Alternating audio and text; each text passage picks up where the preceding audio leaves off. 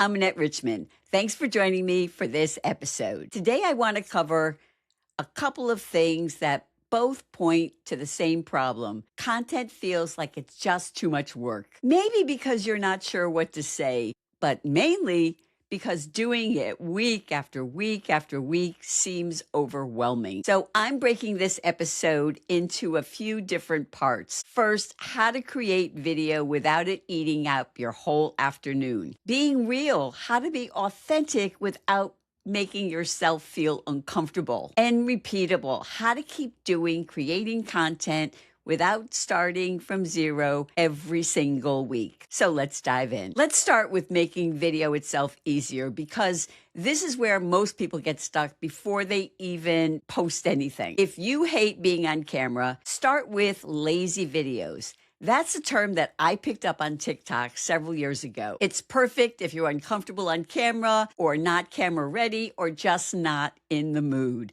And the key is using B-roll footage. Capturing B-roll footage should be something that you do all the time, just capturing little everyday moments. If you're at the beach, you might take a video of the waves coming in, or maybe take a video of your dogs playing or even sleeping. I do that when ours are having a dream. You might take a video of your hands typing on the keyboard, or maybe a side view of you working at your desk or reading a book. It might even be making a cup of coffee. The key is that you're not facing the camera and talking. And why that makes a difference is most people that tell me they hate being on camera, it's really that they hate talking on camera because they're afraid of messing up, which we all do, and they know it's going to take them a lot of time. But recording videos of you doing other things is really a time saver. I often shoot a video of me recording my podcast like I'm doing right now. Record that B-roll footage, those videos on your phone, and organize them for easy access. Maybe you might have a folder for outside shots and inside shots and shots in the office. If you want to create a video, it's simply a matter of taking some B-roll footage,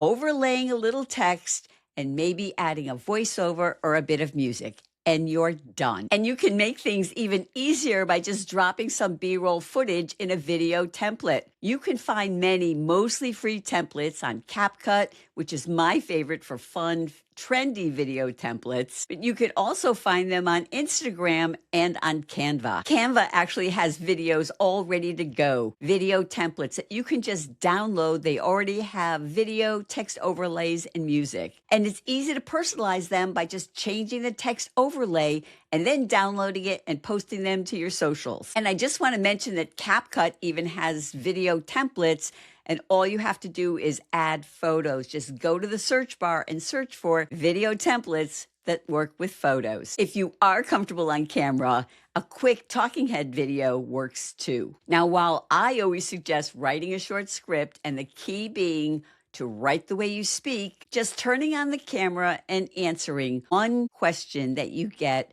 over and over and over again makes a short, simple video. Just make sure to stay on point and keep it under 60 seconds.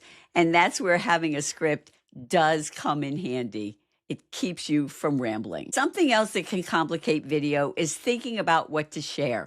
A few years ago, there was a lot of talk on LinkedIn about being authentic. Now, the word authentic isn't tossed around as much as it was, but the idea is the same. Now, I solve that by thinking of content in terms of 3 buckets: professional, personal, and private. Now, I will say that I heard somebody else share this philosophy on Clubhouse several years ago. I can't remember who it was, but it's something that I have adopted and shared with others since learning it all those years ago. Now, I think we all know what professional is. It's probably the same thing for you as it is for me. It's a video or any content where it's sharing advice, information, a technique, maybe even having a little fun with that. But it's basically business oriented. Next is personal. Now, I'm a pretty private person, so personal for me might be a video of our dogs playing. It might be me and my husband at a concert or maybe at a football game. It's one of those things that people often refer to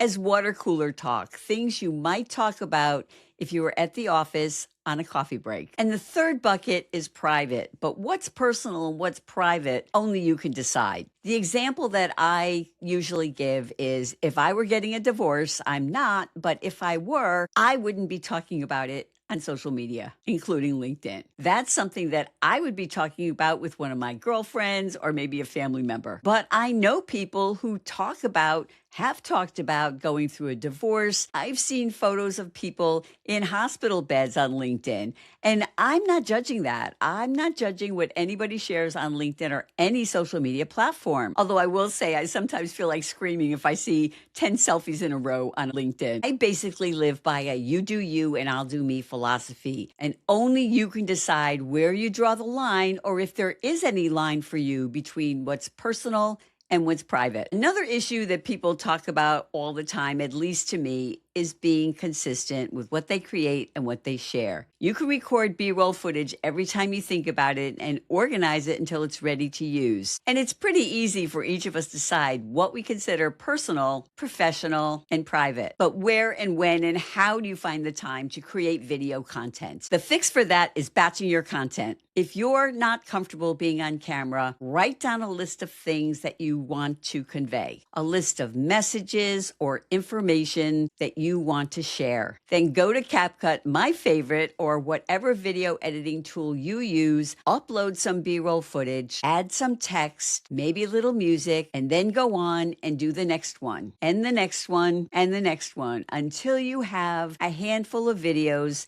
that are ready to go. Another option is to go the template route. It's basically the same thing. Open up an app, pick a few templates that you want to use, ones that you're either going to use to upload video or photos, and then complete 5 or 6 of those until you have a handful of videos ready to go. If you are comfortable on camera, my advice is to keep a list of ideas that you want to talk about. Now, I keep them on a whiteboard. I've recently also started using a notes app on my phone. Then schedule some time, maybe an hour or two, and record 5 or 6 videos. If you're just starting, maybe try to just record 3.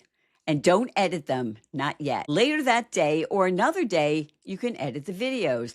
I often edit my videos while I'm sitting on the sofa watching the news or a TV show that I'm just not that interested in. You might choose to schedule an hour to sit down and edit all your videos, or you might decide to just do a couple here and there. Just make sure that you get enough of them done so that you have things ready to post. The last thing I want to throw into the mix before closing is if you are stumped for what to talk about, I recommend that you try using Answer the Public, which is a social listening tool. And you can even use it for free. All you need to do is to create an account and you can search 3 times a day on the free subscription version. And here's what you do. You simply type in a phrase or keywords relevant to your area expertise, and Answer the Public will show you the phrases that people are actually using to search on search engines like Google, on social media platforms like YouTube, even on AI platforms like ChatGPT. So just to kind of put it all together, if you are struggling with video,